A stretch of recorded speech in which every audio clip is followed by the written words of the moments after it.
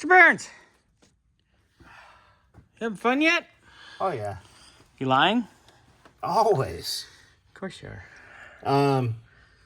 Had to take the oil filter off. Just get the whatever sensor that is. I just got to get these little injectors unplugged here. And I think I basically take the intake manifold and I'm going to set it right where Bobby's at. Yonder over here. Yeah, and so we're going to need... Intake gaskets. Hopefully come like little injector O-rings. I'm going to look it up right now.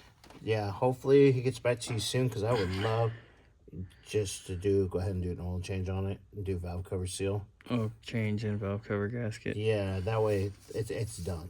Yeah. It'll be clean. Yeah, done, clean, finished, nice. Then we could just kind of figure out things from there. Get it all pretty. So, like I said, I just got these two little injectors down here to unplug.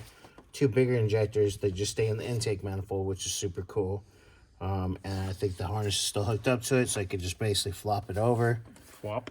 And put a clean towel over it. Keep things nice and clean. And I guess start working on what we actually need to work on? Yeah. Shocking. Yeah. All right, so I'll go look this stuff up right now. Get it coming. Get a hold of Donny. I'll send him all these videos. He's gonna be like, "Oh my God, burn the car to the ground." Yeah.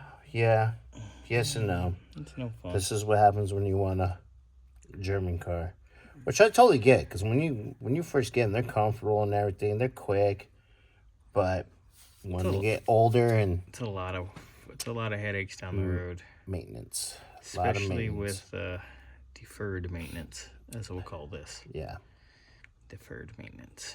So yeah, that's where I'm at right now.